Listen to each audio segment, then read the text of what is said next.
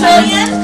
Oh, he actually has like the great little intro here. William, gosh, I don't know, 15 years ago when we were homeschooling our kids, and he is one of the most prolific and amazing farmers I've ever known. I know quite a few farmers, but this man, he has studied everything that exists in farming, and he has, I guess, synthesized and like brought it down to the very basics of what you need to do to grow food. And so I'm really excited tonight because he's going to teach us about the 8 microbes that must be in your soil if you want to have tons of food. And my niece went to his program that he runs during the summer at the ranch that he runs, and she learned all kinds of things. She sent us pictures with all her vegetables, big. Is that the Georgic schoolroom? Yeah, the Georgic schoolroom. She sent us pictures. It was amazing. So he's going to be sharing with us tonight how to do this, because everybody knows how to put seeds in the ground, but to make the soil really good, this man is the master. And he thinks outside the box, so he's been able to figure out things that most people would never even think to ask. So I really appreciate you coming. I'm super excited that you're going to teach us something. So thank you. Thanks. Thank you. I have a whole bunch of cool pictures that you can't see that you might want to move, but whatever. I'm moving. I want to see cool pictures. Who has a timer?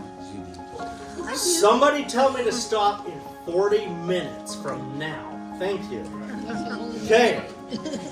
Thank you for letting people promote their businesses here. My business is called the Georgic Schoolroom. Georgic is the ancient word for farming. Geo means earth, org means earth. So don't get caught up on that word. I just like it because I like classical literature. So the Georgic Schoolroom, we bring people in. It's a personal development class, and we use agriculture to solve the problems that people have between the ages of 18 and 100, but really 18 and 29, that young adult group. So I did an internet search recently, and there's 5 major things that the young adults are suffering with right now. Economic instability, loss of meaning in their life, mental health struggles, just basic depression, a lack of real-world skills, and social and environmental disengagement. All right? So we have 5 pillars of our Georgic Schoolroom, and we address every one of those things. So if there's any like returned missionaries and they're a little bit lost, come to my class. It's 4 months long in the summertime. And when people go away, they go away knowing why they were born. That is the purpose of our course. How much is your class? It's $5,600. That includes the class, housing, and food for 4 months. So it's cheaper to have them. It's cheaper to have them come to my class than keep them at home. So it's May to August, huh? May to September. What is it for? The Part of May, part of September. To learn how? Okay, any more questions on that? And then we're going to get into gardening. Where is it? Where's your farm? It's we're in the Humboldt Mountains of Nevada. Nevada? I almost said Colorado. I don't know why. I used to live in Colorado. But it's a 4-hour drive from right here. You just cross the salt flats and we're in the mountains. Snow-capped peaks. When people think Nevada, they think I-15 and Vegas. We're as far away from Vegas as you can get. Whereabouts in Colorado do you live? Paradise. So by Moab, Utah. Just over the border. Okay. This is the book I wrote. I was going to bring a big box so you could buy them, but Amazon didn't deliver them for whatever reason. But this is on Amazon. What's it say? I actually have that book. Yeah, you have that book. Yes, I do. Why do you have this book? I don't remember. I think I bought it at Baylin's. Baylin Hepburn. Oh. Okay. Nice. Yeah. If you want to grow food and you want nutrient density in it, so it's not just hollow calories or whatever, this is the book you need. Worry-free eating. If there's problems in society between communities who want good food and farmers who are growing food in a way that you don't like how they're growing it, you need this book. That's why I wrote this book. This book is 40 years of research. I'm 56. I started researching as a teenager. I was 12 years old the year I grew our family garden and we grew most of our food. The year before that, I said I wanted to, and my dad said, no, you need to do it with me for a year, and the next year I'll let you take over. It should be good. And I was a weird kid. I think I'm super autistic. I don't know. Because I didn't fight him pulling weeds. I liked that thing. And so I was in the garden with him all year. The next year he said, okay, you did pretty good. And he watched over my shoulder, but I did the whole thing the next year, which was pretty cool. So that's my life. How much land did you have to feed your family? At that time, Yeah. like 20 acres. Oh, wow. It was a farm. I grew up on a farm. Okay. But the garden itself was probably like 100 feet by 50. That was just the garden plot where we did that. But we had peaches and apples and grapes and lots of fruit. It was in Hurricane. You guys know where Hurricane is? That's where I grew up. Okay, so I have 250 slides, and we've already been talking for 5 minutes. We're not going to get through all the slides. This is just my normal slide deck, so we're just going to play with it real quick. These are the original works. Do you have a phone? Take a picture of this. These are the people I have studied over the years. This is where I got my information.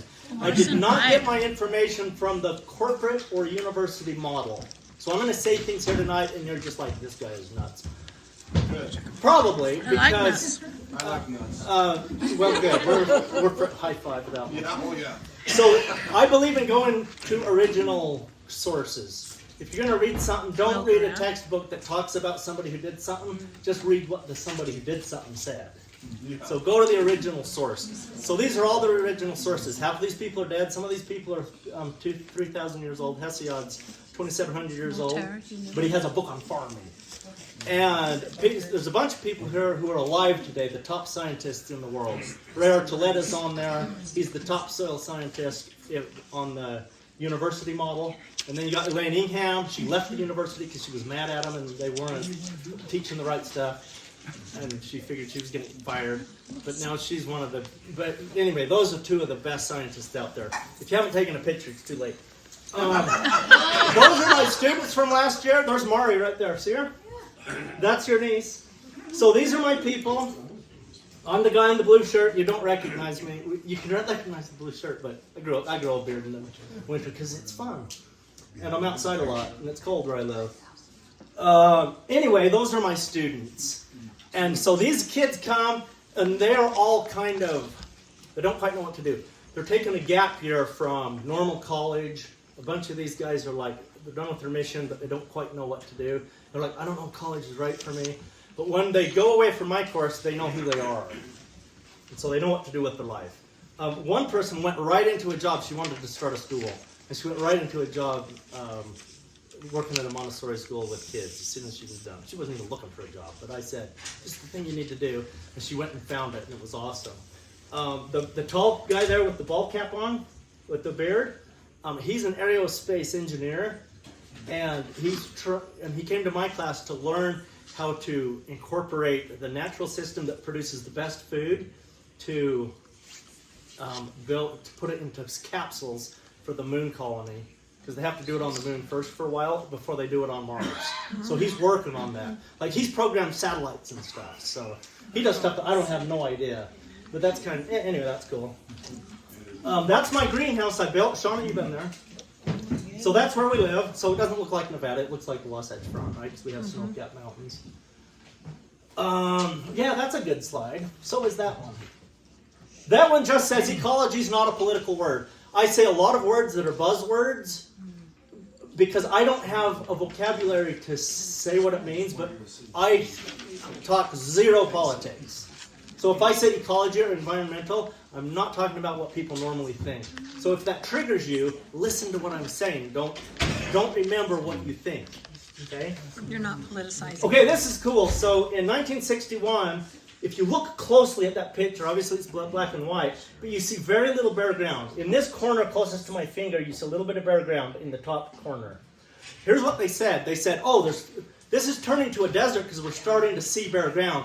So that means there's too many cattle out there, right? We need to remove the cattle, get their numbers way down so that it's not being overgrazed. Well, look at it in 2002. So we have decades later, and it's desertified worse than ever. Reducing the numbers of cattle makes the desert grow quicker. Oh. Totally. You mean having more cattle helps it grow? If you manage them right, yeah. But that's a 5-year class, so we're done with that work. So, I'm not really trying to be a that's a jerk. 5-year class. How much is that one? I'm developing an online one, so all of you can buy it soon. I've got like 80 videos already done. So this is Jeff Lawton. He's a permaculture guy. So this is the same type of thing, how we can take degraded land, turn it into good land. That's the country of Jordan, and it's the same place, just years apart, where he's getting plants to grow.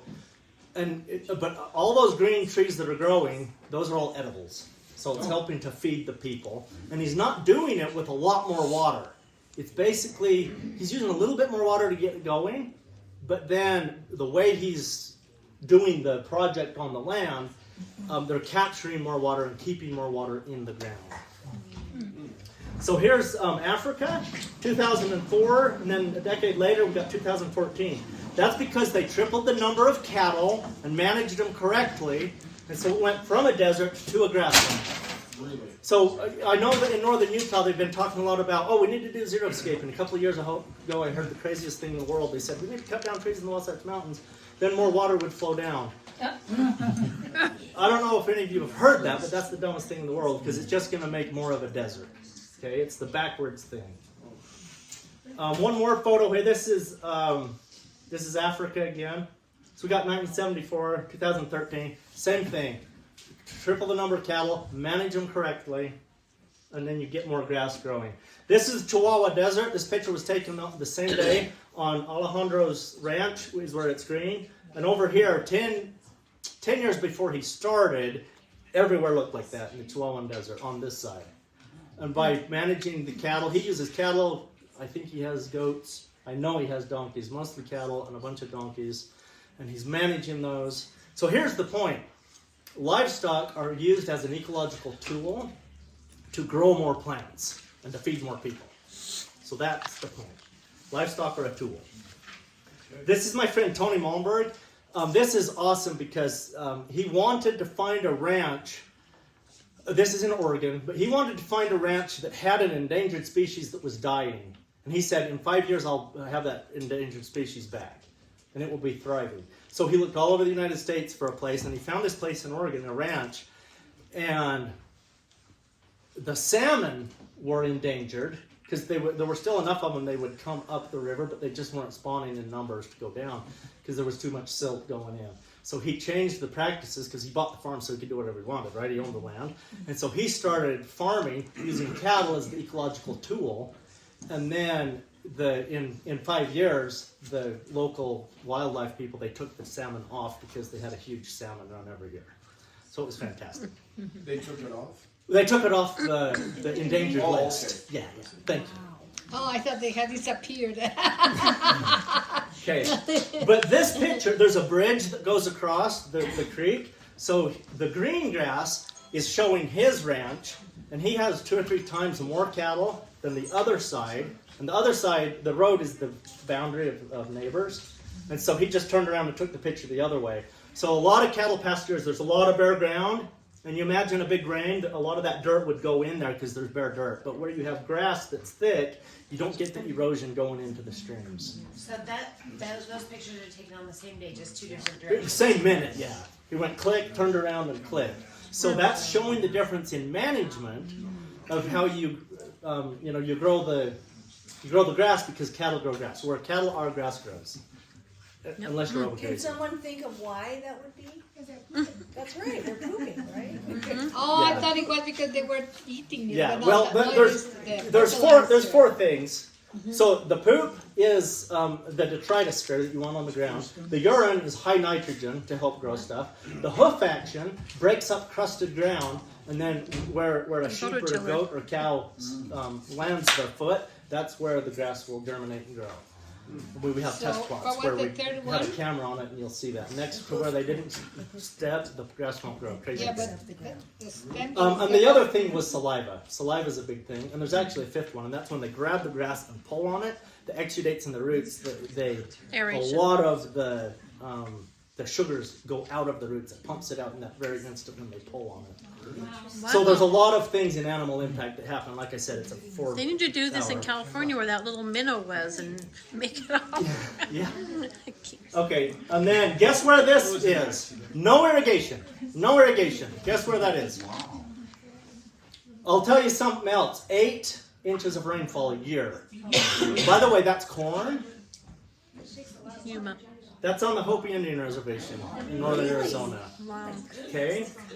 So we don't need irrigation water as much as we think we do. Why do we think we need so much irrigation water? Because my dad. It's easier. Because it's what my dad did, it's what Grandpa did, it's what great-grandpa did, it's what the Mormon pioneers did, right? And they grew good crops, so that's what we've been thinking. But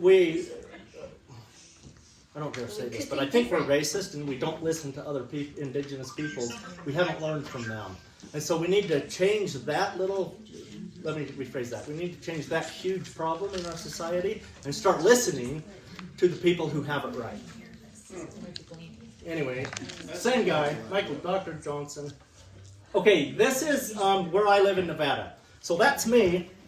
And I wish we would have got my tippy toes, but I wasn't taking the picture. But that's me like this. I was on my tippy toes. Can everybody see that picture? Okay? I'm like this. Is that you in the back? So I don't know. I don't have a tape measure. 8 feet tall, maybe? But that's grass. It's called something ryegrass. Great Basin rye. Oh, it says it on there. Oh, yeah. But much of the ranch where we are looks like this picture here on this side. But by our management, we're starting to get more grass to grow, and it's coming back. So I've been on that property for going on 5 years now. In June, it'll be 5 years. And there's a lot more of that grass now than when I got there. But they've been doing this for 20 years, this kind of management that I'm screaming about. A question, comment? Oh, I was just going to say, I don't know if you're aware of this, but there was someone sneaking up from behind us. Oh. You know what? We'll talk about that next year. So take a picture of this. We're not talking about this. We're going to get to the 7 microbes. Hey, hold on. 5, 4, 3, 2, 1. Too late. Somebody's really trying to get a picture, so I'm being nice. These are by the way, get my book. All of these things are in Appendix B. Like right. Yeah, right there. So all his texts are in Appendix B. No, but that list is, and all the other important lists. If I say take a picture, it's probably in Appendix B. Anyway, you need those spheres. You have to. A sphere is like part of the soil. See right here. We're gonna do science in a minute. Hey, that's my greenhouse and my daughter. Wow. Good. The tritosphere. You need put mulch on the ground. If you only remember one thing, put lots of mulch on the ground. But you need the aggregates. Oh, stop. What? Chicken. We're not going to talk about this because we simply don't have time. Look at those roots. Those are healthy roots. One of my students from 2 years ago, he's on a mission now in South Africa. He sent me that picture last week. I don't know if he's doing missionary work, but he's sure doing ecological work. That's pretty funny. He pulled up some grass and took a picture of it. See how the roots have dreadlocks? The soil is stuck to the root. When I went to horticulture school in the university, they taught us, they would pull a plant out of a pot and they'd say, see all these nice white roots? That's how it looks. If your roots are yellowing or gray or there's something stuck to it, they're full of fungus and they're going to die. It was true at that time, and that was, 20 years ago when I was in horticulture school? But now the science has changed because there is good fungus and bad fungus. So we need lots of the good fungus because that's what feeds your plants. You need the fungus. You just need the good guys, okay? But that's what a healthy root looks like. You should never see a root that looks white. Yeah, there's roots right there. And I want to talk about these. This is cool. But see how those are covered with soil? That's what you want. Because that shows that all the microbes are clinging to it. The good bacteria, the good fungus, and all that. There's nodes. So that whole picture is an earthworm hole. So it looks this big right now, but it's an earthworm hole. Okay? And my friend Jimmy Emmons, he took his cell phone and stuck it right down next to it and got a picture of it. And then when he blew it up, he was jumping up and down. He was so excited. Because what you're seeing, see the little beads of water on the microscopic root hairs? Those are exudates. And the plant is pumping out sugars and proteins into the ground. And that's what feeds the microbes. And that's what you want. So if you're fertilizing, if you're using pesticides, if you're using herbicides, you're killing the microbes. And then the plant will stop exudating because it doesn't need it. If you use Miracle-Gro, it won't put out exudates because it doesn't need them. And then when you do a test on your food, whether it's healthy or not, you have very hollow, low nutrient food. If you want nutrient-dense food, stop fertilizing. Ugly food is usually a lot better than the really nice looking ones. Let the cows do the fertilizing. Yeah. Okay. Okay, there's me. So do chickens. You can see that that's just a weed that we have growing, but the root went down about that deep, and then it hit a hard pan, which a compacted soil that goes sideways. Okay? And so one of the number one things that compacts soil is the tractor right here. So we have 3 different kinds of soil here. We have some soil that's been tilled up because this tractor went over it a lot. Kids love this. You guys are supposed to be smiling. You're a kid at heart. We have one guy with a smile on his face. Okay, so once you drive on your soil enough, it turns into this. What is the difference between this and this? By the way, this is flour that you bake bread out of, just so you know. This is flour that you make bread out of, except it turned into a tortilla because it has a different ingredient than this. What is in this that this doesn't have? Yeast. What is yeast? Glue. Glue. Who said microbe? Who said little guys? Yeah. So this is filled with microbes, and the microbes are going to create your porosphere, or the pores, and your agrotosphere, which are the aggregates. So when you dig in your soil and you pull up a lump of soil, you should see, it should look just like a decadent chocolate cake. Everybody had a piece of cake. Okay. And it's full of, it has all the holes in it, and it's really good. Oh, about like that piece of bread. That kind of a cake. Yeah. Would you call that loam? Sure. Oh, sure. Okay, thank you. No, technically no, but yeah. Okay. For tonight's purposes, sure. Right. So we're going to have a rainfall event. Everybody get close if you need to. Oh, okay. So we're going to have a rainfall event. We took our tractor and we tilled this up real beautiful because it's what you do when you plant a garden, right? You till it up real pretty. So we're going to have a rainfall event. Well, somebody look at this. What just happened to the water? It beat it up. Okay, it beat it up. It came off.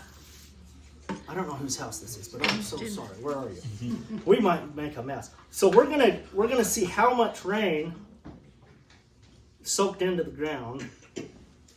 Okay, would you say that maybe that's half of the teaspoon? Yeah. So about half of it is still there, but did it penetrate? No. Somebody look at that. Did it penetrate in real good? No, it didn't. So it's sitting there. Okay? So now we're going to have a rainfall event on ground that we didn't till. This is 1 inch of rain, which is perfect for a week, right? For your garden. It's just what you want. Okay, we didn't till it. It filled it clear up, okay? Mm-hmm. So can we say 98% of the water's there? Yeah. Okay, let's just say that just for fun.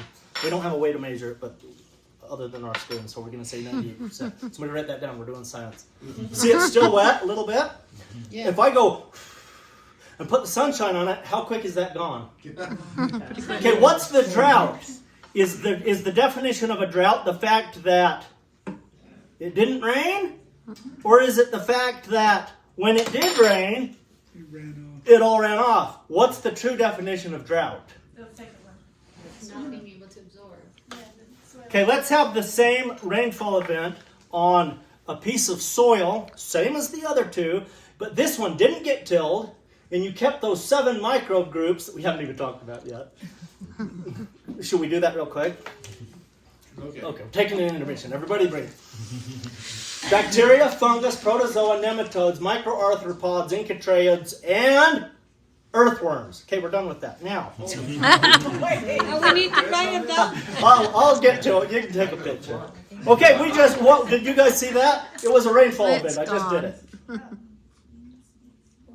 That's magic. How much rain came out?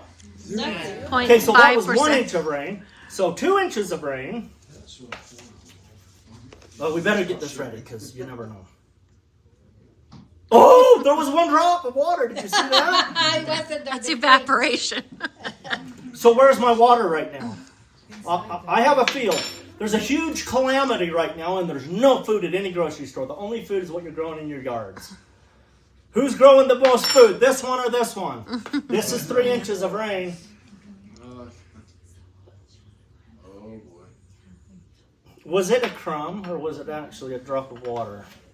Let's call it a crumb. I'm going with crumb. He's going with a crumb. Here, let's just have. Where are we at now? 6. Is this 7? Yeah. We'll go with 7. 7 inches of rain. Where am I storing my water? On a downspout from your house in a 55-gallon barrel? That's a good idea to make us feel good. It's not going to grow food. And if you have downspouts, great, keep them because it makes you feel good and we want to feel good. But if you actually want to grow food, store your water in your soil. That's such a great idea. Store it in soil. This does not have a drought. And this, we could have poured 8 or 9 of them on here and they all would have run off. The next day, you have a drought because the sun came out and it dried. Here, let's touch this right now. Yeah, it's dry. Like it's already dry. And the sun isn't even shining. Okay. Should I keep going just for fun? I'm not going to. I always do in my normal classes, and we usually get about 10. 250 slides. We got to keep going. Yeah, let's got go. the idea. That's crazy. Did you get the point? Yeah. You're going to show us how to make this bread soil now, right? Dun, dun, dun, the earthworms. Those are my worms from my compost pile. Oh my gosh. Those are my worms from my compost pile. I'm proud of them. They're freaking happy. What was their names? Oh, this is a 1-hour slide when I do my boot camps. Oh, wait, hold it. I am doing your book. Take a picture. And his dirt tastes good. What? Is this in your book? His dirt tastes This one is not in my book. I visited Okay. his farm with Shauna and she tasted the dirt, and so I tasted the dirt. Yeah. It was good. Okay, since we're very limited on time, everybody have your phone ready all the time, okay? Okay. Why don't you send Oh, us this? the previous one, please. Oh, I missed it. Sorry. Fast, fast, fast. Okay. Sorry. Don't be sorry. Did not get it. How many of you are familiar with alfalfa? You can get it. How many of you have fed alfalfa to cattle? How many of you have seen an alfalfa leaf and know how big it is compared to your fingers?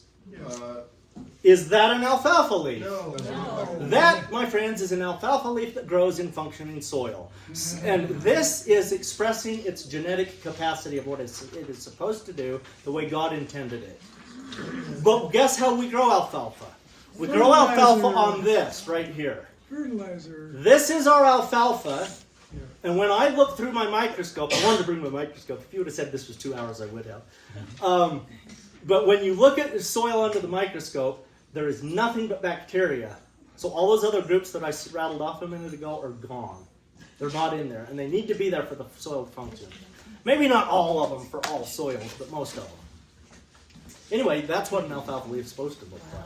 They're nice. The normal size is about a dime. Yeah. So you know, like if you're familiar with alfalfa leaf, I'm sure you're familiar with the red clover leaf, right? They're a lot bigger. Well, that's the size of a red clover leaf. Okay, but that's not red clover because it doesn't have the thing in the center. Those of you who know your plants. So I'm not tricking anybody here. So when you harvest alfalfa, you're still going to take a tractor over to cut it and bale it and all that. Yeah. Is that going to affect the soil? Yeah. Okay. So in the long run, You need to you're come to back my class. square one. Oh, now it's time to sell my book. Oh. Everybody bought my book. Okay, my sales speech is over. Yes, I Take a picture of that. I Yep. did tell Shauna to tell him that he could sell his book to us because we want this information. Yeah. So be sure to get his book. Yeah. My book's cool. And it's also a great thank you for him coming today. Wait, go back, please. That one? No, to the 6. Wait, that one. This one? Somebody asked for a different one. Do you have this slide, all these slides online anywhere? No. Call this book. It's in his book. If these are in your book, that'd be awesome. These aren't in my book. All right. Do you share them with How many? people that are Come to nice? boot camp in 2 weeks in Blandon, Utah. Okay. It's $50. Okay. I normally charge $500 for the 3-day boot camp. I told them a price I wanted, and they said yes, and so I'm going down there. Or if you guys don't want to go that far and you want to come to my house, we can organize one in a couple of weeks. I just want 20 or 30 people.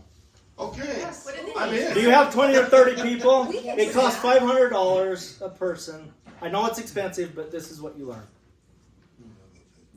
What are the dates for your event? Down there? I don't know. 3 weeks from now?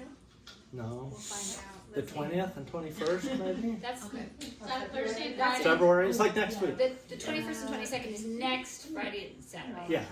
It's coming right up. I'm looking right now. So there's that, or if you want to organize, get me like 17 people minimum coming to Nevada. It's just right there. You know where Wendover is? Just across the salt. It's 4 hours from right here. It's not that far. Okay, here we go. Is it down by Elko or Wells? It's in Elko County. But you know where Wells is? You go south 16 miles in the mountains in Clover Valley. Thursday, the 20th and 21st at the USU Blanding Arts and Events Center. Yeah. So if money's an issue and it's cheaper to drive down there and pay $50, good. Yeah, it's just If you want to come over there and get hands-on stuff and see what I do, we can make a date this spring sometime. I don't have one scheduled. I just, I'm a busy guy and I don't do events. But if you guys schedule it, I'll teach you. Okay, so that screen with the picture of the kid was talking about deserts. Yes. That's awesome. We need to spend 40 minutes on that. This is the modern way of growing crops in the big world. That is a roller crimper. What's wrong with the tractor? Nothing, but that's the front of the tractor. They're starting to manufacture tractors now with 3-point hitches on the front and the back so that they can do this. But you grow a cover crop, and then that thing on the front is terminating it. It's rolling it down to terminate it, and then you're planting the corn right in it. So in a few weeks, so there's another, same thing, different picture, different cover crop. That's how it looks in about 3 weeks when the corn's up. So see how there's a mulch on the ground? No more bare soil. One of the number one things to kill your microbes is to have a bare soil. The other thing that kills the microbes is a tilled soil. How many of you think I'm beating up on great grandpa? I'm not. I love family history as much as the next person, okay? It's just that we have new information to grow better food now. That's it. And the world's different. Like things are Yeah, so I always thought it was good to till the soil because you loosen it up and makes it easy to plant. Yeah. But If this is what you have, which you probably do, till it once, and as you till it, fill it with the microbes, inoculate it with the microbes. How do I explain how to do that? You make a compost and you make an extract and you pump them in behind your chisels when you're tilling. That's how you do it. And then maybe the last time you ever till again. And then your soil turns into this, and you keep it that way. In the rain. Yeah. Now I'm all soggy. That had a rainfall event. And then the corn now is matured at the end of the year. And that's how corn looks when you go through and you harvest it with the combine, right? Well, what is all that stuff growing? Well, at tassel time, when the corn's still green and the tassels are coming out, but the ears are not quite, they're not big yet. Yeah. At tassel time, that's what we call it. Tassel time. You fly over with an airplane, or nowadays they use drones, extremely economical. Because they have drones and you can put 50 pounds of seed in it, and you just fly over the field, and it plants the seed, and then now when you go through, your cover crop for the next year is growing already. So you always want to keep that living root in the soil. That's cool. So that winter's over. That ground cover. Yes. Yeah. And a lot of people, if you start reading about cover crops, you'll hear people say, "Oh yeah, I have this one or two, like species. Like I'm gonna put in hairy vetch and rye." No, don't do that. Put in 30 species, like 10, 20, 30 species. You want to have black Spanish radishes and daikon radishes and mustards and all kinds of stuff, kale and 2 or 3 kinds of vetch, 2 or 3 kinds of sunflowers, buckwheat, and some of these are hot weather and warm or cold weather crops, so it depends when you're doing what to get the species right. But you want as many as possible. What's our time at? You've got another 10, 15 minutes. 6:22. Something like that. Nice. 620. There's me in my garden. Oh. That's my greenhouse I That built. is his greenhouse. It's amazing. I love your No, but I dug a thermal huge mass hole and I built a 10-foot tall rock wall. that thermal mass rock wall is amazing. It's 35 by 120 feet. That was November. I should have said Thanksgiving because it was just right about out in Thanksgiving time and we were still picking strawberries. And there was snow outside because we're at 5,600 feet, so we're at a high elevation in snow. Oh, Those are sheep. Okay, where cattle poop, grass grows, okay? So this is how you manage. Remember I kept saying if you manage them correctly, cattle on a system like this get moved pretty much every day. Sometimes as much as every 4 hours, depending on what the land needs. Wait, say that again. Cattle do what every 4 hours? I missed They that. get moved. See how they're in a pen? Well, that's just an electric wire. You just drive along with your four-wheeler, and it just rolls it up. And you drive up and down, and then you set up your next fence, and so you can move them. They even have these cool timers that you can put on, so you can have 10 pastures, and you don't really have to go out there. You just kind of look with binoculars, make sure they're there. Although if you're a good herdsman, you're going to look at them anyway every day. But the point is, the timer will undo the latch of the gate, so it'll open up, and then after about 5 times, the cattle are trained, and they know that that's going to open, especially if you do it like at noon every day. It'll open up, the wire falls down, and they go into the next pasture, and they do that on their own. And there's another thing that's even cooler than that. That's Rebecca Celeste. She'll be talking to your group later, a couple weeks. Maybe a different group, I don't know. But she was one of my students. She's feeding 1,000 cattle right here because we're using them as an ecological tool on land that should only support like 200. really? Yeah. And no problem. So you Well- so you bring in the food for them, and then the cattle just do all the rest of their magic on the ground. Yeah, they're doing that animal Management. impact thing. Yeah. Yeah. Hey, it's time to sell my book. Okay, that was my sales pitch. How to mimic nature. Okay, we're getting through this. It's gonna be good. Well, hold on. Time to sell my book again. Hesitated on the cattle thing. What was the hesitation? Or sorry? He asked a 4-hour answer. Oh, okay. His question was a long answer, and I didn't know how to answer it. I'm sorry. These are in the book. There's an entire chapter on the 4 ecological processes. Once you understand the 4 ecological processes, you will never see the world the same.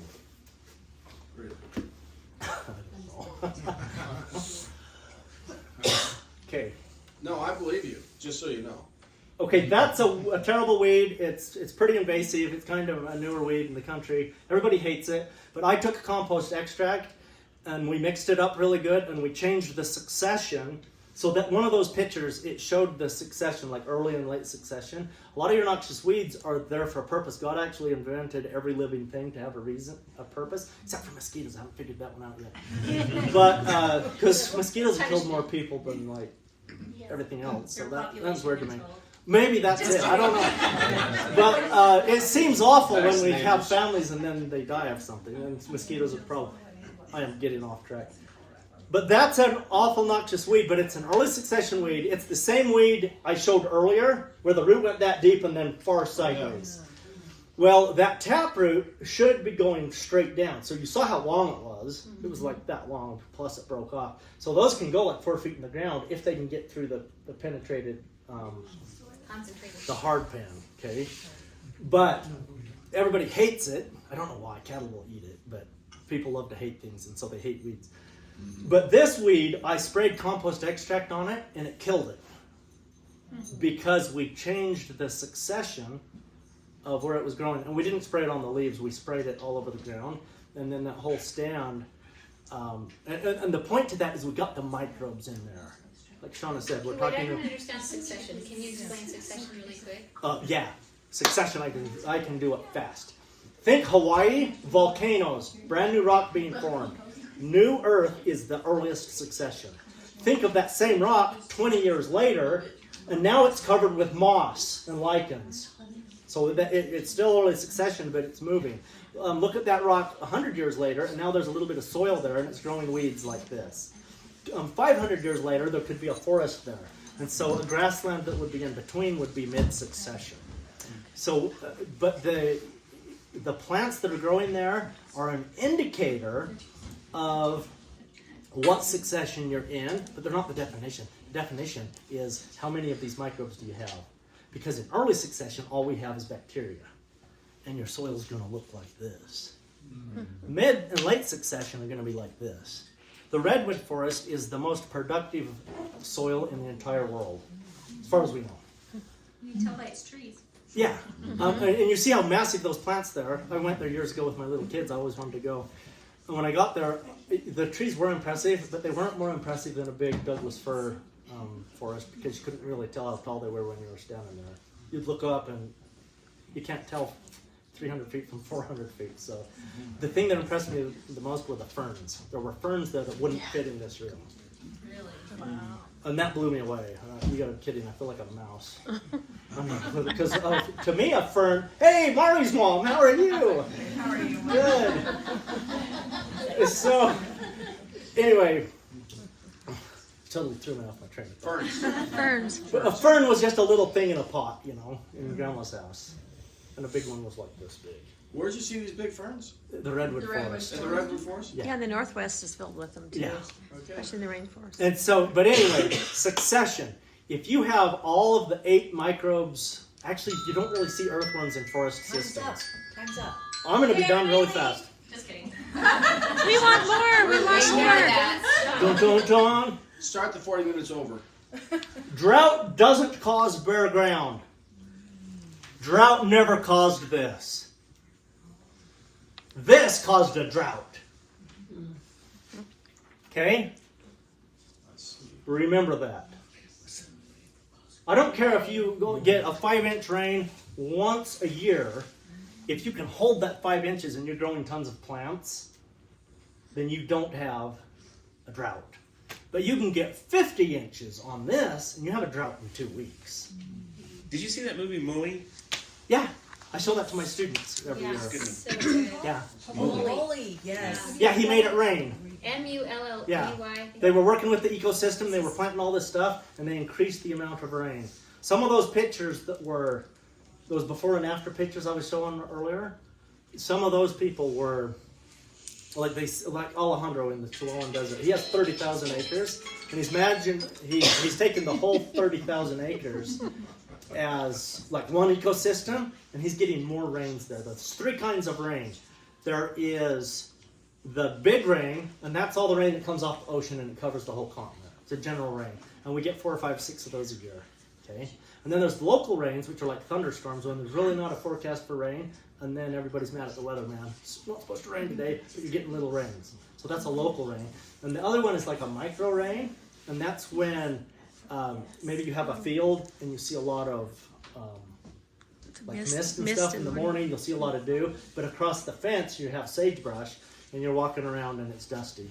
So you have 2 totally different ecosystems, and it's because of the kind of soil you've got. I need to find a slide that has the 7 microbes. Oh, that's a good one. This side is no-till. This is this soil right here. And this was after a 5.3-inch rain. We don't get those in Utah usually. If we do, we have massive flooding. I think this is Oklahoma. In the Midwest, they get big rains. But on that side is a tilled field, and all the water's running off, just like we saw here on the plates. But on this side, it all soaked in. There's no water in this side. So see the difference? Hmm. So that's Jimmy, my friend Jimmy, that showed that. I have so much to say about all these. I'm mad now. That's a dung beetle. Oh yeah, don't kill bugs. Quit spraying for bugs. Okay. Yeah, the color of grass is totally different. Take a picture quick, and then we're going to get to the next group. Who's being driven nuts? Mineral tillage. Oh, I'm driving somebody nuts the way I'm doing this. Who is it? Are you looking for the microbes? One cannot go where one already is. Hold it, go back. One more. No, that's good. It's the same thing. That It's right just there. different. There's a reason why it's called husbandry. Get the animals to take care of them. Also, William, Yeah. if like what we can do is if we want to take like a 2-3 minute break, and those who need to go can go. If you're willing to stay longer and people want to stay and learn more, like we're open to that. I'm gonna go to questions in just a second. Okay. That's your So, picture right there. we can There's be- your 8 microbes. We can be flexible with that if you. Okay, what time? What's the real time? We usually finish at 8:30. It's 8:19 right now. 23. Okay, let's do questions. I probably need to leave by 9. Okay. So So I'm sorry, you said what? I need to leave here at 9 o'clock. Okay. So, So we can do that. We can. but yeah. Do you guys want to break for 2 minutes and people can leave and meet too, or do you want to just go to 9? Keep going. Go to 9. Yeah, I'm a niner. If you need to leave, just get up and walk out. Yeah, that's true. I'll just figure you were mad. Don't feel bad. I'm just kidding. Don't So, feel bad. here's my question. How do we get these guys in our soil? Yeah. These guys want to be in your soil. You know why they're not in your soil? Any ideas why they're not in your soil? You get smashed when There's a lot of reasons, but Well, you kill their economic, their Yeah. economy. all those guys, this is their home. That porosphere, which are the pores inside here, that's where they're living. They're living on the aggregates. So that's their house. So let's say that you get a nice new job. I stole this story from Ray Archuleta, by the way, but you get a nice new job and it's great. It's gonna pay you a lot of money. You're gonna be able to raise your family, have a nice home, be a good community member. And you go to work, and when you come home, I just drove through it with a bulldozer. And then a miracle happened, and we got your house built again, or we just gave you another one. Said, oh, sorry. But here's your new house. So you move in there, and your wife's all distressed. And then you go to work the second day on the job, and when you come home, I drove through that house. That's what we're doing to the microbes. But we didn't know that. So they're pissed off. Yeah. So I've heard even pulling weeds can ruin their homes too. Is that true? It kind of is, but all things within context, because if you're trying to grow a nice little food crop that's going to be this big, a carrot, and then you have giant weeds that are going 5 feet tall, the carrot won't grow. So yeah, go ahead and remove your weeds so that you can grow some crops. So all things within context, yeah. But it's true, anytime you pull a plant out, you're removing the liquid sunlight. You know, the sun photosynthesizes, hits the leaf, makes sugar. The sugars are pumped into the ground, just like that one picture of the earthworm hole. We could see the little beads. So those sugars going into the ground will stop going in if the plant's not there. It's why you never want bare soil. You always want your soil to be covered with 2 things, and both of them are plants. One is a living plant, and the other one is dead. Mulch. Yeah, mulch, dead decaying organic matter on top. So weeds are round, you can just kind of till them under and leave all the plant material in there. Sure. Or just cut them down. Except that till word scared me. How deep you till them? You don't want to till very much. But you can Yeah. mow them. You can cut them. And tillage isn't wicked. Don't get me wrong. So, But it's so do you think, overused. like, cutting down your winter growth is better than having, like, we always do wood chips and stuff like that. So probably a less, like a grassy type thing would be more conducive to this, or wood chips get enough mulch, or?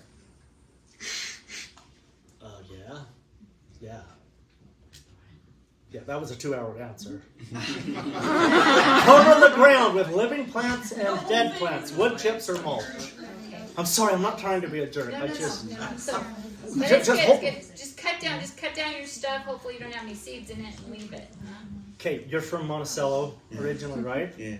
200,000 acres of dryland wheat down there between Monticello, Blanding, and Dove Creek. Yep. I'm teaching this for a week down there. How's that going to go over? Half the farmers are coming. If I don't come home, you'll know why. Take a picture of this one. It's not in the book. But it talks about it in the book. There are good bacteria and there are bad That's bacteria. what septic systems are based on. How many of you have heard of nematodes and how bad they are? I want to see a raise of hands. Okay, I only have not very many hands, okay? There are 5 groups of nematodes. Only one of them is bad. The other 4 are very beneficial. And we never talk about those. We just say nematodes are bad. Because 20 years ago we didn't know that there were good ones. But with modern science and the new research, we're finding out that all those critters, these 7 that we took the picture of that we're talking about tonight, 8, is they are creating the plant foods that we need. So the functioning soils that are producing all this really good food, you never have to put fertilizer on them. On the big farms in the Midwest, people that have 1,000 acres or whatever, or like 10,000, a lot of those big farms, they say, how do we know when we stop applying fertilizer? And there's a great big, there's like a 5-hour class about that. You don't want to do it wrong. But the 30-second answer is this. When you are putting out your fertilizer, do a couple of strips every year and leave a couple of strips where you don't have fertilizer. And once your soil health gets to a point kind of like this, so that your soil is functioning, then you can't see a difference where you put the fertilizer and where you didn't. The soil will stop responding where you put the fertilizer.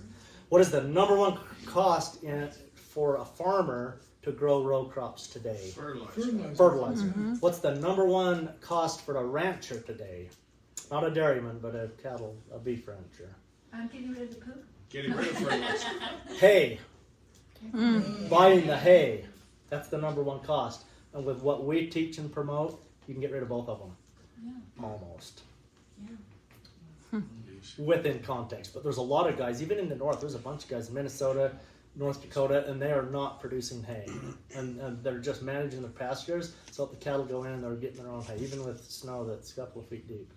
Because they have so much growth that, there's snow in there, but the cattle learn to just eat it. And so we're getting rid of the big costs of agriculture, which is making the farmers profitable. The people are starting to stay on the land.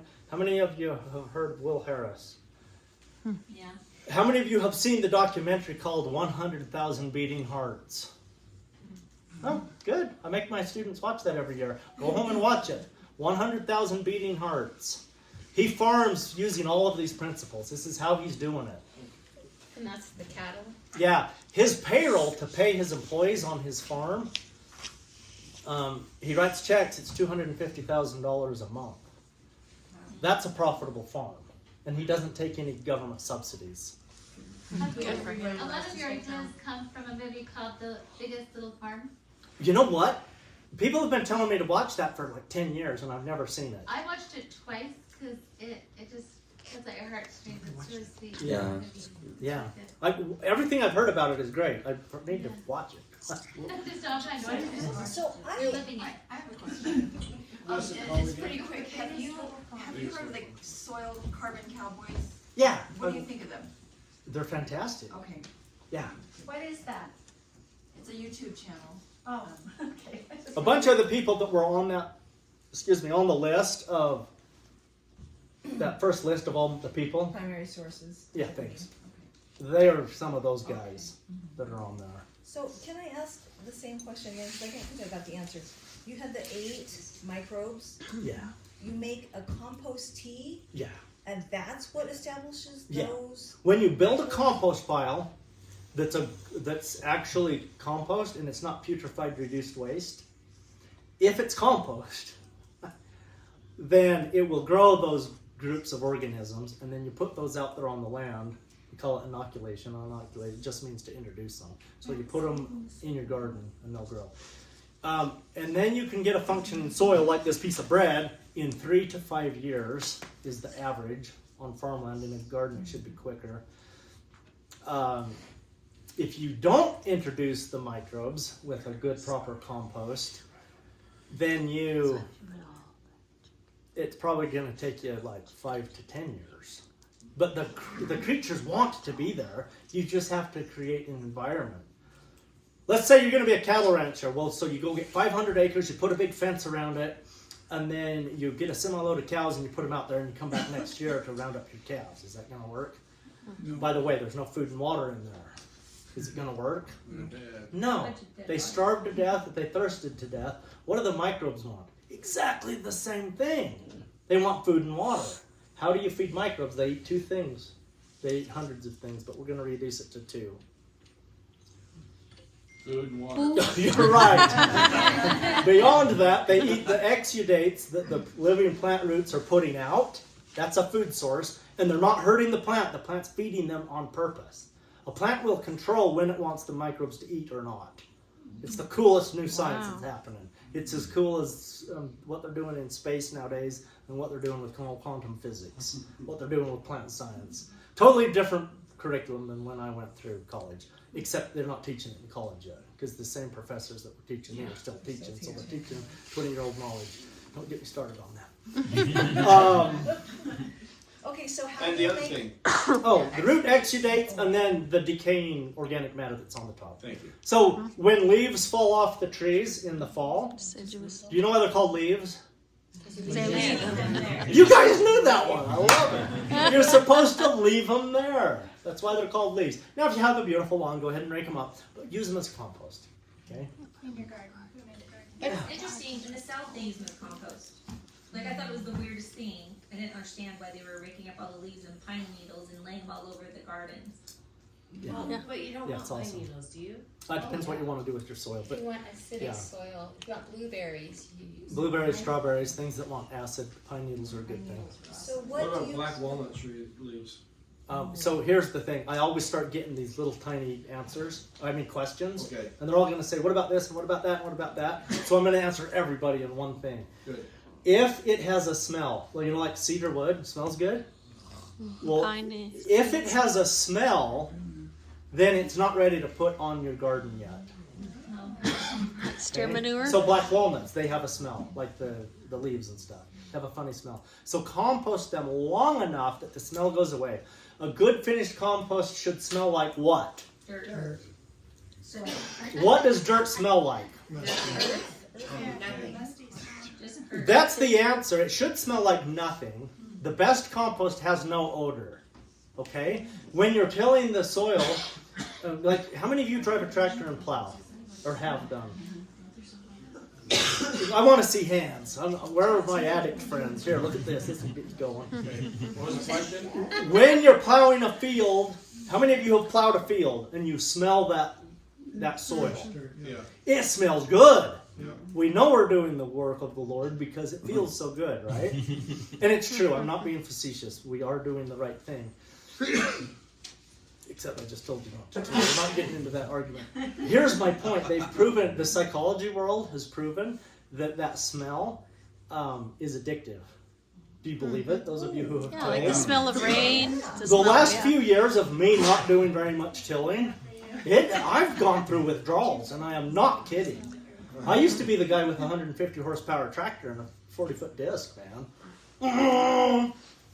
I used to hug my big piles of mulch in the Northwest. It just was Yeah. nice and warm, and they just delivered Right. it. It So just was when- so good. Yeah, the smell that you're smelling when you're plowing a field is actinobacteria. And it's a very similar, probably the same smell. There could be variables because there's different organisms that give off odors. But it's the same thing. It's called petrichor. It's when you smell the rain. You're not smelling a raindrop. You're smelling the bacteria in the ground that's letting off its Have something. negative ions in it. Yeah, but they're letting off something, and that's what you're smelling. Is that the Smell of spring. Yeah. The spring soil. Uh-huh. So anyway, it's interesting. It's pretty good stuff. Question. I have one, and Shauna has one. You've been waiting longer than me. Why don't you go?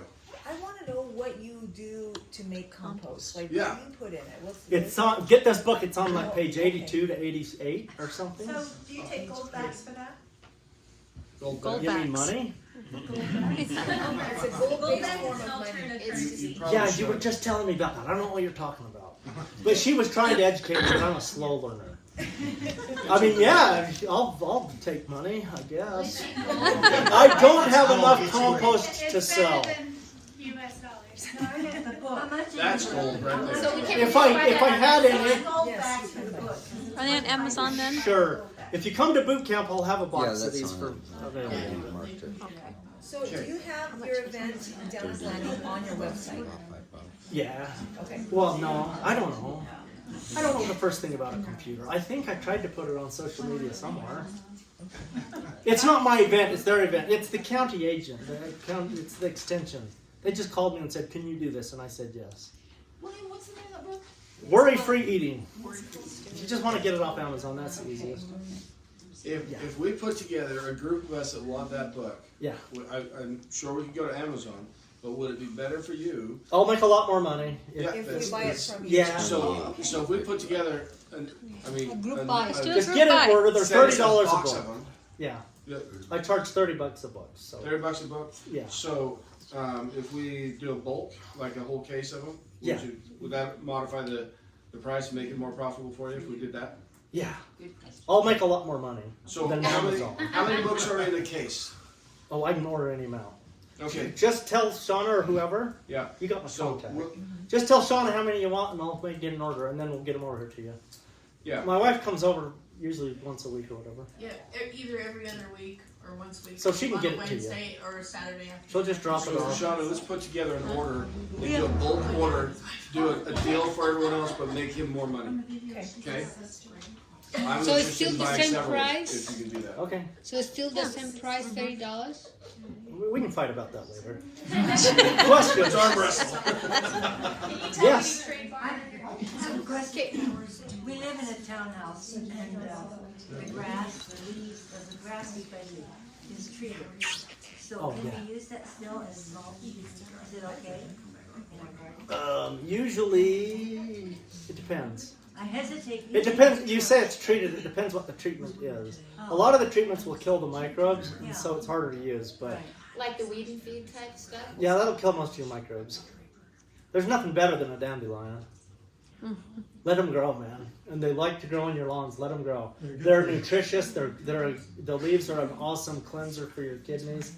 The roots are an awesome cleanser for something else. I just learned how to take the yellow flowers and infuse them into oil, and then he rubs them on his sore muscles because he's a runner, and it takes the pain gone. Yeah, dandelions are one of the best gifts from the Heavenly Father that there is. My grandma made dandelion juice with pineapple juice and. Okay, you mentioned killing. Let me just say something. Oh, you shouldn't have said that kill word. In our modern world, we have a huge problem. And here's the problem. If we have a problem, we think the solution is to kill it. One of the most basic things from ancient scripture is thou shalt not kill. What if we stopped killing everything and we started inviting more stuff? That's what I teach all my students. If you have a problem, make the problem bigger. Don't find out what you can kill. And it usually solves the problem. Make the problem bigger, is what you said? Yeah. Like invite good? Like Yeah, invite more life. It's like the wheat grows with the tares. Why? Because we still want to save the tares and use them, but be useful. Turn them into wheat. Okay, I have crazy ideas. Question. I have a question. So we have a pretty good sized garden, but we've left it untouched mostly for 2 years. So a few things still sprung up, like our rhubarb, and we have some grapes on one side along the chain link fence, but everything else just kind of went to weed. So at this point, would you start with cardboard and then the dirt on top again, or because there's a lot there and we don't want to till, right? So I'm not quite sure how to plant a garden in it now. How many plants are growing in it? Like anything, weeds, just any plant. Oh yeah, it's pretty much covered. Like It's covered with weeds and stuff. Yeah, and we put in for 2 years we put in the leaves. Do you have morning glory in there? The bindweed? Okay, that's the answer right there. Yes, you need the cardboard to smother up with morning glory. And put your cardboard 3 layers thick. And what do we do about worm rocks? Rocks are good. They're full of minerals, and the fungus and bacteria will break them down and turn it into plant food. Don't worry about rocks. Okay. And so if you're not going to rocks. till anymore, then that's fine. Get that much of some kind of like a potting soil type mulch, compost stuff, not wood chips, on top of the cardboard.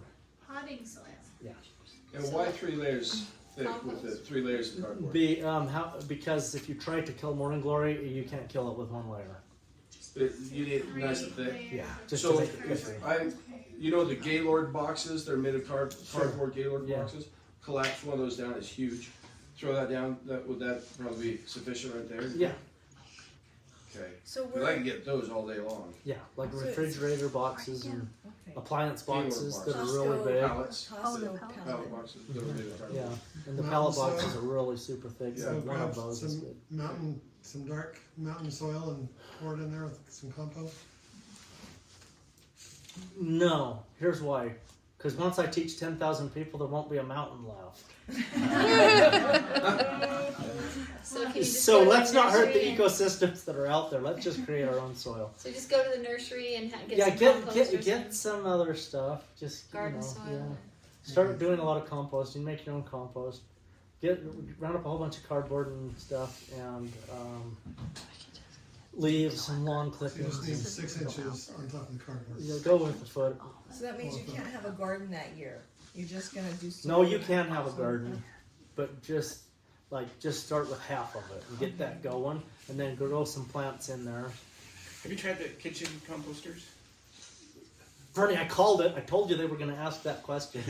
Yeah, they will make you about this much compost when you're done. It's something for them to sell. It's Yeah. not practical to produce. I want to say something really quick about the compost. I know he hasn't given you a recipe for it yet because Hold on, that's my wife, by the way. Oh yeah, sorry. But he's really particular about what goes in his compost. Like we think of compost as taking all your leftovers and just chucking them in a bin and letting them turn into goop and then you throw it out on the garden. We don't do that with any of our leftovers. We feed chickens with it, we'll feed pigs with it. He does not put it in his compost that goes on the garden. He's feeding his soil and he legit gets the very best stuff for his compost so that his soil has the very best food. So And what's he's the really best? particular about it. So it doesn't, it's totally different than what we think of as compost where you're throwing your orange peels and your banana peels in something. You can feed chickens and pigs with that, but don't put it on your garden. So what's That's the all in best? your So what do you put them? What's the best? No, it's probably not in my book. There you go. But I will. Particular statement is. That's why you guys need to come to boot camp. I will buy expensive premium alfalfa hay and then make compost out of it.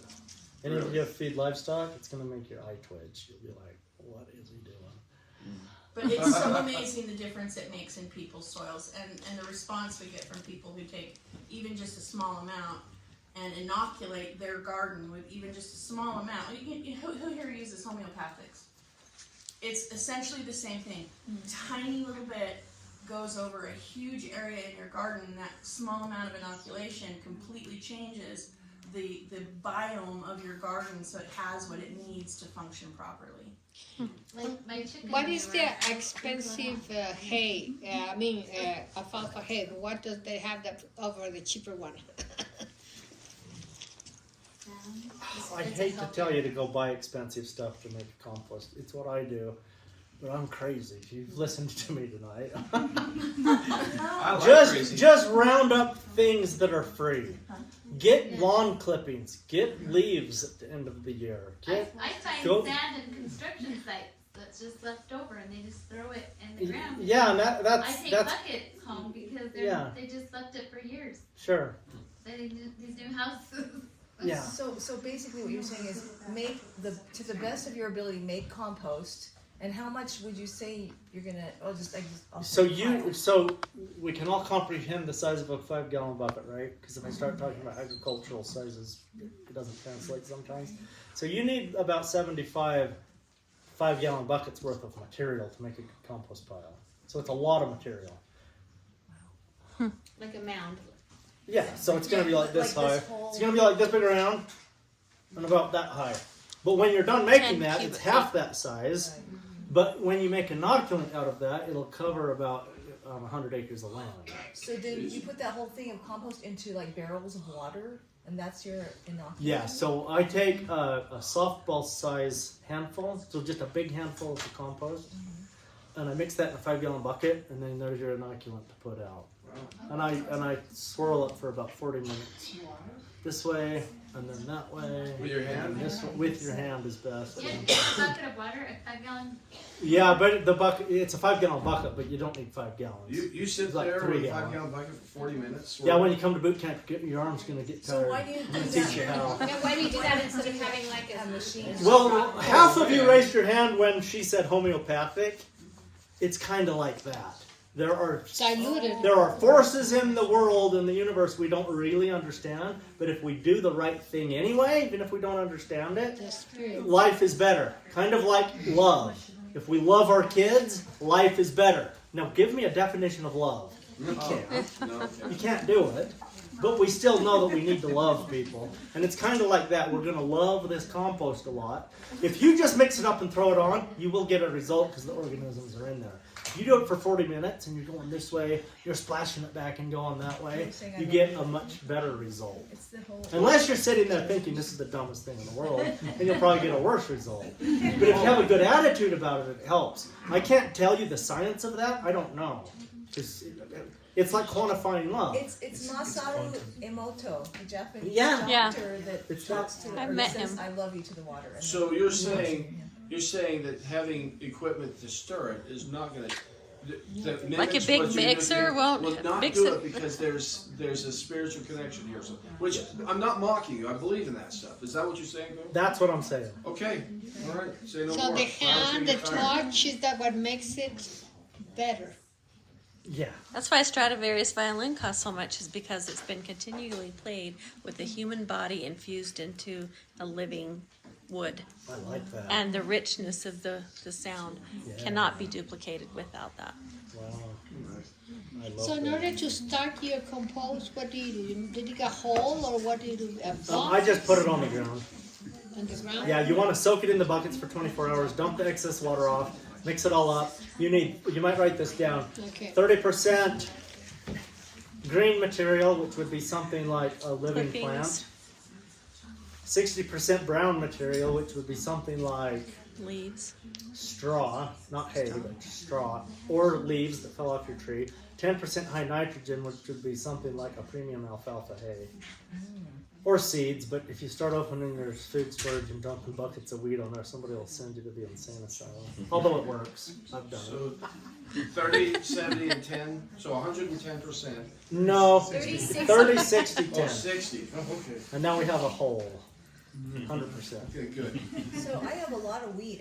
When you say 10% alfalfa hay, are you saying you could do some grain seed? Yeah, grain works too. Okay. Oh. Grains work because they're high nitrogen. Now the grasses, if we're gathering up grass from neighbors who fertilize the devil out of their lawn, yes or no? I mean, if it's all you got, it's better than nothing. It just may not grow quite as many microbes. Good point. Good answer. Have you used fulvic acid? I mean, like where they have, you can buy fulvic, to put on. I've never used it. I don't know. You've never used azomite either? I use azomite sometimes. So 30% of living things like branches and leaves? Or Branches are a brown. So a living, growing plant. Weeds, grass clippings, even hay. So like a grass hay that's green, that'd work. Because it's a green. It just is dried. So it's just things that are dry and dead. Brown. No, browns are things that Brown are old and dead. And then how long do you let that sit? 1 year? No. Yes. You gotta read the book. Okay. You're gonna put it all together in about 5 days. It's gonna heat up. You need to buy a compost thermometer. You can get them off Amazon but it's like a 3-foot long thermometer, so you can stick it in. When the center gets hot to 131, then it's hot enough, and then you can turn it. But it needs to stay at 131 for 3 days. Or if it gets hotter and it's at 150, it needs to be 150 for 2 days, or 160 for 24 hours. And once it reaches those thresholds of heat, you turn it. I had a pile of grass as a kid when I mowed that it ignited. Oh, that's because it will turn, it'll go anaerobic, and the anaerobes in there are creating alcohol, and the flash point of alcohol is 180 degrees. And that's why you need the thermometer, because you don't want it to go poof. Okay. Yeah, I figured out when it was on fire that I didn't want that. You were quick. So that's in your book. You're a good one. Yeah, it is. Yeah, the temperatures are in there, and I even say if you're getting up to like 170-ish, like 175, get that thing turned right now, because you need to introduce oxygen into it, and you need to cool it down, because if it is producing alcohol, it can go spontaneous combustion on you. Yeah, it was fun for me. Do you have any suggestions or pearls of wisdom on how to garden in tight, tiny places for city slickers? Yeah, know what you want to eat, and then that's what you grow. It Microgreens are really easy It sounds to grow. really simple, but a lot of times people are growing things. I had a lady friend years ago, and she was saying, well, we got all these tomatoes. She planted 100 tomato plants. I know that's not small, but nobody in their family liked tomatoes. She just thought she was supposed to grow them because my the gosh. said to. I had a landlady who planted 15 zucchini plants. And then everybody didn't like her because she was trying to get zucchinis around. I'm sorry, I'm not answering your question. I don't know. I probably know something about small spaces. Microgreens are great. You can grow them in your house. Okay. Well, is there a source? I heard soil carbon cowboys, or is there a source like that you'd say? Oh yeah, you probably ought to check these guys out. They cover that in detail. Or come to my boot camp because I cover that. We actually do look at stuff I have growing in pots. Like I have citrus trees in my greenhouse and stuff. They're just little tiny guys, but a pot that's like a 25-gallon pot or whatever. You can grow a lot of food in those. Right. So I mean, we kind of cover that. Here's what I do in my boot camps. I go over some of this stuff, and then we spend time focusing on what you guys want to talk about. Nice. Can you show the picture of your greenhouse again? I don't know if I can find it. So your boot camp It's is 4 amazing. months? Boot camp is 3 days. Oh, 3 days. My Georgic schoolroom That's 4 months. is 4 months. Okay. And so they the live boot on camp- the property. They live on site. And are they working 24? I mean, they're working all day. 24/7. These kids do not live They there. pay to come do his work. No, it's just they get Saturdays and Sundays off. And, I mean, we just But do they're projects in Wells, all so they day. don't get in trouble. They're 16 miles from Wells, so they don't know what the trouble is. I don't know how to find a picture of my greenhouse. Okay, question. I'm still taking questions. All right. This slide presentation is part of your boot camp. You'll go over this again? Yeah. Okay. In detail. We do slides for 2 days, but we get tired of slides, so we go work in the greenhouse. I show you how to mix up potting soil. We plant seeds. I show you how I do my plug tray system. I show you how to plant without tilling. Because everybody's like, well, how do you put transplants in if you haven't tilled it up and you don't have soft soil? So I show you how to do all that stuff. So did you built a wall so that you could put the rocks so they could absorb the sun? Is Yeah. that Yeah, so there's no heat in there. And it freezes in there. It doesn't look like that this time of year because it's cold. I don't heat it. I don't try to grow. But we went out to his greenhouse a year ago, and it was cold. It was like 35 degrees that day, and we walked inside this structure inside the greenhouse. It was like 70 degrees in there. It was nice because Oh, because of the rocks? the sun was coming in.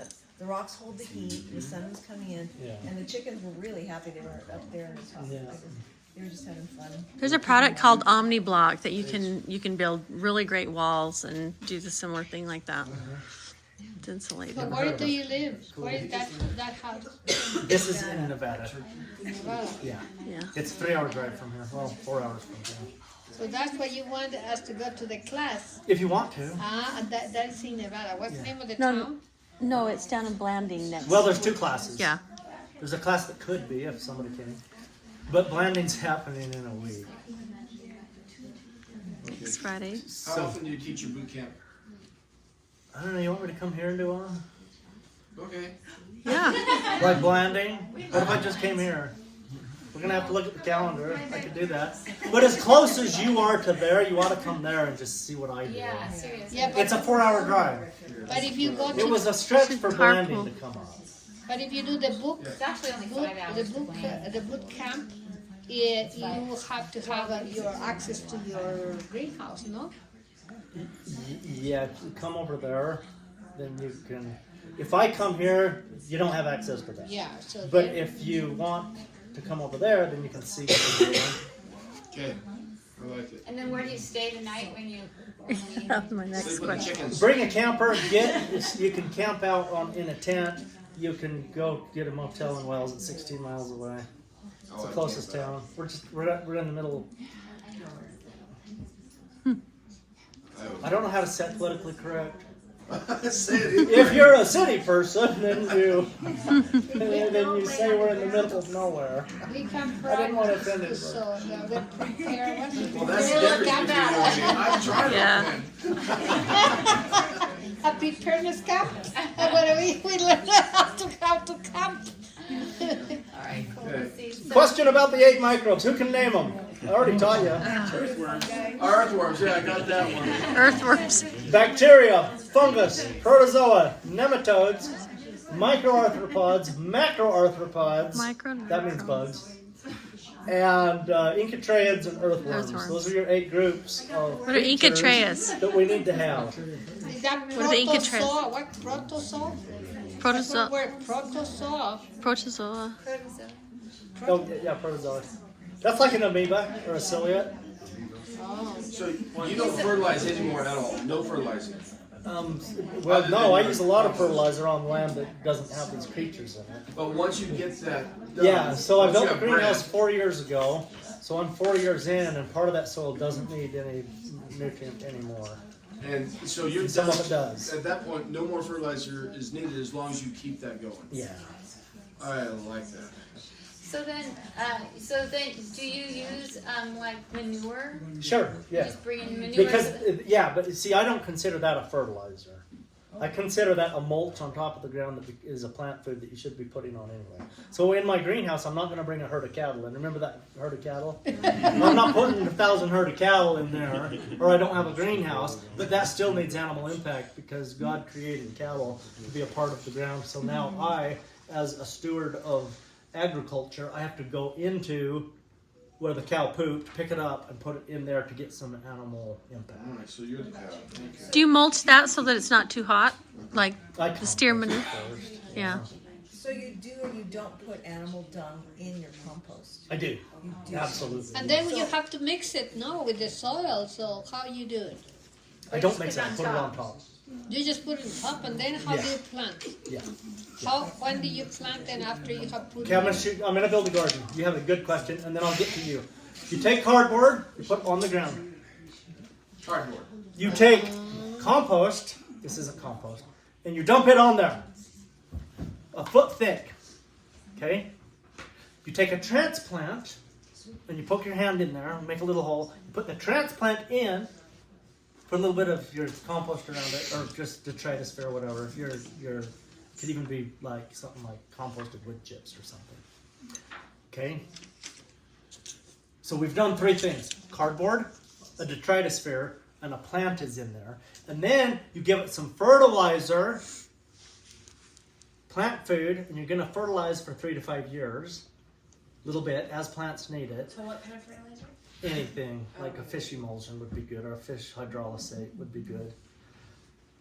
And then you pour on some compost extract to get the microbes in there.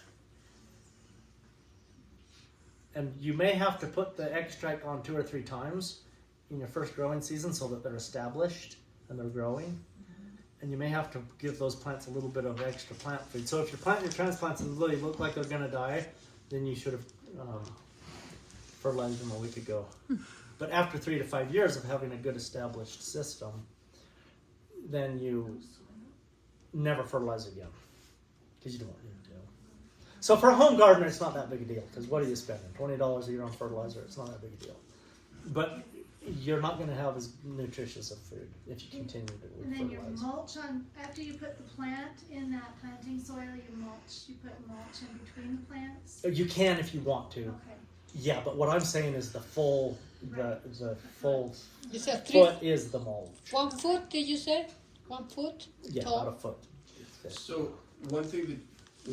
Oh, you have someone. We else here had first. Now somebody back there. I will wait. My question is about fertilizer when you first get started. Yeah.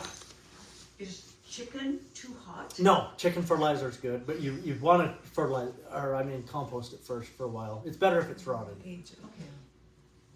And when you get cows poo, what kind of do you have to know what the cows have been eating? Sometimes, but don't worry too much about that.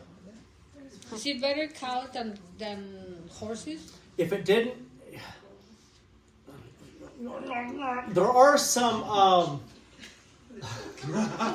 herbicides that they spray on fields, and the horses can eat it, and it goes through the digestive system. The horse is fine, and you put it on your garden, and all your garden plants are dying. So that can happen. So it's better if we stop spraying altogether. Right. I think you and then you. So that mulch, similar to these questions here, can you use, let's see, we've got tree services that just mulch up the tree branches. Yeah. And they'll come to you for free because they gotta get rid of that anyway. Yeah, good. Yeah. Dump it in front of your house. Do you need to let that age before Yeah, you so, use so it? if you're using wood chips as your foot thick thing, the Yes. plants probably aren't going to grow. Okay? Right. So you need something that's rotted down for a few years. So if you have a place where you can get the wood chips, dump them, and leave them there for a few years, then it would be better. Yeah. And do you have to tend them, like turn them over? No, not at all. Like, let's just say that you have an area where there's a bunch of fruit trees around. You could just spread those out all around the fruit trees and so on in your orchard and just kind of let them rot there. And then later on, you can start growing plants in that orchard. One of the number one problems with the pests in the fruit is that we don't have any other plants growing in there. You need 4 plant families. Write this one down. Here's a gem. 4 plant families growing together gets rid of most of your disease and pest problems. Including worms and cherries and stuff like that? Yeah. Plant families, okay? Not varieties, not species, not genus, but family. So plants that are very unrelated. So give an example of. So carrot would be one family, lettuce would be another family, beets would be another family, onions would be another family. There's 4 plant families. And that'll get rid of diseases? Usually. So you can. And the reason why is because when you have 4 plant families, all those microbes we're talking about that are in the soil, mostly the bacteria, they do a thing called quorum sensing. Have you ever heard the word quorum? Quoram. This group should have heard that word before. The personalities in all the different species of the microbes, they will do a thing called quorum sensing, and it creates massive synergy so that you solve problems a lot better. That's what quorum sensing is. And so, and the thing that they actually do, here's the scientific answer, they will turn on genetics in the plants, and so the plants will start expressing behavior that they normally don't do. And how does God plant the world? Dozens of families together. It's people who followed the this isn't scriptural, this is my crazy mind. So don't quote anybody else but me, okay? This is humans who are following the work of Cain, who was tilling the earth and growing a bunch of fruits and vegetables and trying to maximize a money-making system. And how do we make the most money with the earth? Grow one crop at a time, grow a monocrop. How do we turn a place like northern Africa into the biggest man-made desert in the world? No, do that. Overgrazing and lots of cropping. I mean, that's the latest thing that the archaeologists have told us now, is that the Sahara is a man-made desert. Which is interesting. I don't know if it's true or not, but I teach it as if it is because I think it is. I believe it. So if you plant it. Hold on, we have a question right Okay, now. so my question is, like, you talk about the cardboard and the dirt and the compost on top of that. Yeah. How do you stop it from running off? Like the dirt running off? Yeah. Or yeah. You have it big enough that it just slopes down and it won't fall off. So if it's the size of this table, then it's going to be a foot here and then it's all going to slope down, right? Okay. But if it's the size of that whole couch right here, then it's all going to be a foot until you get this close to the edge and then it'll just kind of slope off. Okay. So I don't use raised beds with sides on them. Because if you want to have slugs and snails that eat your cabbages and all of your leafy greens, you know where they want to live? They want to live in the crack right between your raised bed, your wooden raised bed or plastic, and as soon as it dries up, a little bit of sunshine is going to shrink that dirt, and there's going to be a little crack in there, and they're all going to be hiding in there. So if something's eating your plants and you don't know what it is, and you're growing like lettuce, and you're like, what's eating it? Go pull the side of your thing down, and you'll find 5,000 slugs in there. So you don't Is that 9 o'clock? Okay, I'm out of here. See you later. Can I ask We a gotta question? leave. Yeah, so then, whenever I had, when I started planting, I had a foot square, and I would put the carrots in the foot square, and I would put beets and all that. Yeah. Is that what you're talking about? 4 different families? Yeah. And Yeah, that's so like good. you're talking about a square foot garden? Yes. And you had a little garden like this and you had a whole bunch of different things in there? No, I had a square and of carrots, a square foot. How big was the square of carrots? A foot square, like. And then right next to it you had beets, Yeah, and and then over here you had lettuce. the That's perfect. That's called diversity. Oh, I see. Or now I have like a long line, and I had like carrots and beets, 3 things, and then the next line I had. Okay, hold on. You're asking too many questions. So here's the answer. Okay. Because I know the answer without you telling me. Does your food taste good? Yes or no? Yeah. Then you're doing it right. How many of you have eaten vegetables from the grocery store and they didn't taste right? Yeah. That's because they have no nutrition in them. God gave us a tongue and an olfactory sense. That's the smeller. The olfactory nerve. If it tastes good, it has nutrition. If it doesn't taste good, you probably shouldn't be eating it. Unless you're addicted. Or it tastes less, not more. Yeah. Okay, I would love to stay till midnight, but I gotta Can I go. ask you one question real Yeah. quick? So I'm getting ready to figure out what seeds I want to start growing and stuff. So I have a greenhouse I want to start a little earlier. And you said to mix families. Yeah. So would you mix them so that they're, like, say you're in a bed right here, you put them a variety all together so they're intermixed? Is that what you're saying? And if so, how close would you put them together, and what 4 families would you recommend to start with? Are you going to for grow the season? tomatoes? Yes. How big does it get? My tomatoes last year I had them go straight up. So how far apart do you need to have them to get good tomatoes? Well, I know with tomatoes I had them about from here to here. So 2 or 3 feet apart. Yeah. You still have to do that. Okay. Because I Okay. did tomatoes last year, and I did lettuce, What cabbage, tomatoes, and What wants shade in the summertime? Not tomatoes. A cat. what wants shade in the summer? Lettuce wants shade. Plant your lettuce under your... I did that last year. You did it right. I did So it. that's 2 plant families. You Okay. need 2 more. So then you put your tomatoes and then underneath. Sometimes Shade you're going to underneath plant there, something too. under there that's a sacrificial crop, so you're not going to get a good crop, but it's a 3rd and 4th plant family. So you can put onions under there, but they want a lot of light. Yeah. Or you could put garlic, but don't put garlic and onions thinking you have 2 plant families because they're the same family. Okay. So All you have to do is get on Google and say what plant family is and type in your thing and it'll tell you. And what would you suggest as the 4th family? What do you eat? What do I eat? Yeah. Potatoes, carrots. Okay, potatoes are the same celery, family as Carrots. tomatoes. Cucumbers. You could do cucumbers, Okay. but they just need to be far enough away that they From have the enough tomato space. Okay. Okay? Zucchini. Grow a jungle. Grow a jungle. I'm giving you permission to grow a jungle. And can you put them really close together? I have a vegetable seed mix that I sell at my boot camps, and it has 40 species of things. And then about 6 families, but about 40 species. And you just spread it. You just spread it out and you let it It's grow. a big surprise. Just whatever comes Yeah. up. It's a Happy garden, that's my favorite. It goes with my beard, right? I like it. You want all those? No, actually, I like the idea. It's like wildflowers. Yeah. I don't know. I'll send some of the books.